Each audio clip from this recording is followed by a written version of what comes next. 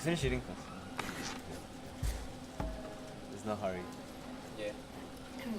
So in Looney Tunes and Sylvester, it's similar to Tom and Jerry, I guess, but in this case, the protagonist is a small bird called Looney. No, called Tweety. Sorry, called Yeah. Tweety. And the bad guy or the antagonist is Sylvester, which is a cat. And so the bird is in a cage in a very seems like a very some apartment, and it seems like Sylvester wants to eat the bird or something because he spots the bird. Like he tries to track the bird down using binoculars, and he knows where the bird is. So he tries to just enter the building where the bird stays, but then he gets kicked out, and you can see the sign that no dogs and cats are allowed. So he gets kicked out because he's a cat. And so he eventually finds out another way and climbs up through the pipe outside and reaches the balcony.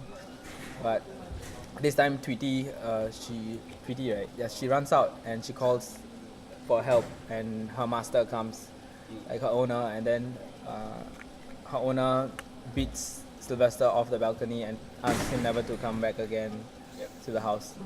So, and then you can see Sylvester is thinking of new ways to climb up how to get to Tweety. And then he realizes that he can actually climb up through this time from inside the pipe instead of climbing outside the pipe, and to hide from Tweety.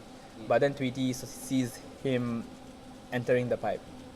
So she goes and grabs a bowling ball and throws it from on top of the pipe, like from the exit at the top.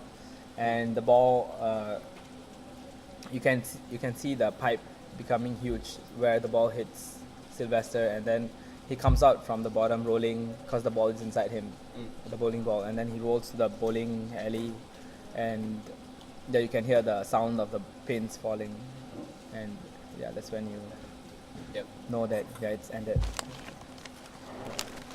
Great. Yeah, very good. Yeah. Okay.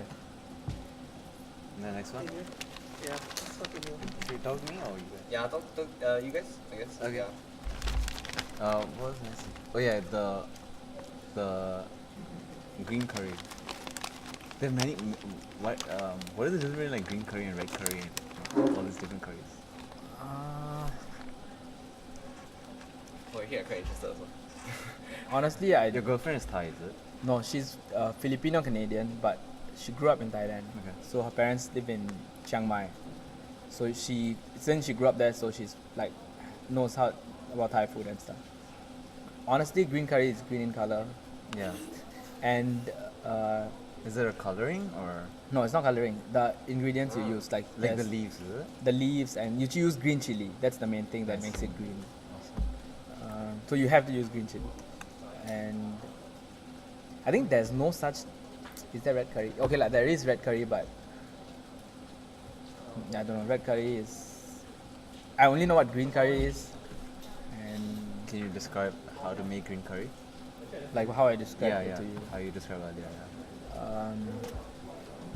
Okay, so basically you need coconut milk, milk or cream. Okay, I guess you need coconut milk, kaffir lime leaves, basil, some veggie that you want to put, and your main meat, palm sugar, fish sauce, and chicken broth. If chicken broth is optional, but you can just use water instead of chicken broth. So you put some milk, some coconut milk to the pan, and you let it emulsify. I think that's the word. Like until is it emulsify? I don't know. When you can see it bubbling and then some oil being extracted from the coconut milk. Oh, the oil. Oh. Yeah, from the coconut milk because it has some kind of oil or something. Then this is when you add the paste in. Okay. Like I don't make the paste myself. Oh, you buy 'cause- the paste? Yeah, I buy the paste because Right. making it, you can't get all the ingredients in Singapore. So yeah, it's very complicated, and I think even in the restaurants and stuff, I don't think they make the paste themselves. I'm pretty sure they buy the paste. So this is when you add the paste and then you stir it, and once it looks like it's like all of them have mixed together, you add your meat, and you basically cook your meat and cover the paste. Like make sure that the paste is covered, like the meat is covered with the paste. Okay. And this is when you add more coconut milk, and your chicken broth or water. Mm. Yeah, and then you let it cook for a while, and then like probably I think 10-15 minutes. Then to- the veggie? the veggie, yeah, you add it later because the veggie cooks faster. So Yeah. you gotta add it later. Same And as what we do. Mm. yeah, and then you add when you're doing this, you can add your palm sugar and fish sauce to taste. You can taste the thing Okay. and yeah, and then you add your veggie and your lime leaves and basil leaves. I think is Garnish? optional. Oh, it's not a garnish, is it? No, yeah, I think it's kind of a garnish. And then you just stir and let it cook. Yeah. Do people ever add like mint? Mint? No, I don't think so. Not to this. I mean, there are other mint-based Thai dishes, but I think green curry you don't add mint. Okay. Yeah, that's it. Where do you buy fish sauce from? Fry. Downstairs. Like below my house, there's a 24/7 Fry price. Oh. Yeah. Okay. And Oh. can you describe the whole like eating process, digestion? That's damn weird. Makes me feel like a bio student. Yeah, just explain Okay, I it, forgot like- my bio, but like, basically, it's okay. Like to It's okay, like okay. your cousin, young. okay, kid. you when your mouth is supposed to break the food down to digestible pieces, I guess. So you need to chew properly, and there are saliva and some saliva has some acid, I guess, to help you break improve that, like help you in that process. And once after that, you just swallow it, and the esophagus constricts and dilates and pushes the food down to your stomach. And I guess things start getting digested there and absorbed, the nutrients and shit. And once it goes to your stomach, that's where the most of the main digestion process happens. Like all the like vitamins, minerals, fats proteins get digested there and In the where? stomach. Oh, I see. It stays there for I think. Wait, the whole digestion process from there, I think it takes about 2 hours from what I remember, and then it slowly goes to your small intestine and your large intestine, and then to your rectum, and it gets digested throughout. Like, I think until it reaches the rectum, even in the large intestine, some things are still getting digested. Like, yeah. Honestly, I don't know. I don't remember the whole. It's fine, it's fine. I forgot. okay. Yeah. Okay, then the last one is Singapore, right? Oh, yeah. Yeah. Not to worry about like the Singapore thing. Yeah. Tell me more I about. already told him. Yeah, I know. You can tell, does that do the same thing? tell us then. Does it do the same? Oh yeah, you can surely tell. Or Wait, so what's the question? or like what is the story that you told Barun? yeah. Just that. Tell us. Oh, So, see, like, he asked me how my experience was when I first came to Singapore. You want water? Not later. how So you felt back then? How do you feel now? You know, something like that.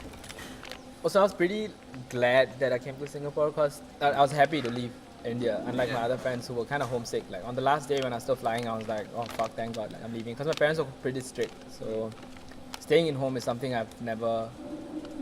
Okay, like I took it for granted last time, and I never enjoyed it. I would love to go to school and go out. So coming to Singapore was like you're letting a caged bird fly, you know, Nice. something like that. And so Okay. yeah, so when I first came, first few days, simple things got me excited, like staying awake past 10 p.m. It was like, Oh. I actually remember taking a photo of a clock saying 1 a.m. Wow. because that's something I'd never seen in my life, right? Or maybe I've seen very few times. So to that, even that, like snacking at that 1 a.m. made me feel this sense of, like gave me this sense of freedom. Yeah. Then back then, yeah, so I was happy in a way, but at the same time, staying in hostel was a good experience because like there were a lot of Indians there and who helped us, like a lot of seniors who helped us still make you feel at home, and you know you can still have that form of connection that you used to have back home with your friends. But school was tough. Like I think going to school, I went to Temasek Secondary School. So in Okay. Temasek Secondary, there's not much, like the whole taking care of international students is, they try it, but it's not as good as how it would be in more established places. Like I had friends who were living in the same. I lived in Victoria Hall, so Okay. most of my friends were from VJC IP program. Okay. So they used to enjoy school, and like because there were a lot of events, activities, they had already integrated well with the locals, and the locals were more accepting and friendly. Yeah, it's also because I think people who go to VJ, they come from a different background. Yeah. and are more Yeah, like okay, a lot of that's- my foreigner friends are from Fiji. yeah. Yeah. So if I think, but in Temasek Secondary is a bit different because Okay. the whole like you're still seen as an international student and not you're seen as an international student as an outsider, but not someone like you would want to talk to and find out more about. Oh, okay. That's Yeah, weird. but it's different in VJ, like from what I find out, and it's also because I think it's a mix of both the people, the kind of people, the things that the school does and stuff. And you do get some racism initially, and you're trying to internalize you kind of internalize the racism, and you kind of like think that you have to accept those racist jokes to integrate. Yeah. Okay. So so school was a bit weird for me. So Temasek Secondary, honestly, I tried my best to integrate. Like I joined the peer support leaders and to make more friends and tried to hang out with people, but it was tough.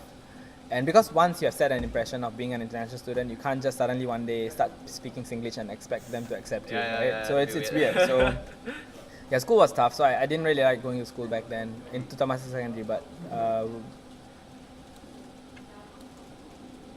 hostel was fun. So that's when I enjoyed hostel a lot. I pretty much spent most of my time there, and yeah, but that. Yeah, so I think I do know people from Temasek Secondary, but I don't have any close friends from the secondary school itself. And my Okay. closest friend from Temasek Secondary is actually because this guy, he went to JC with me and we were in the same class. Oh, nice. How long was same class too? Okay, by this I don't consider my international friends. Oh, I see, okay, I see. okay. Who was Specifically Singaporeans. Okay. But for international students, yeah, you hang out, so I do have friends. Mm. Yeah, Ang being one of them.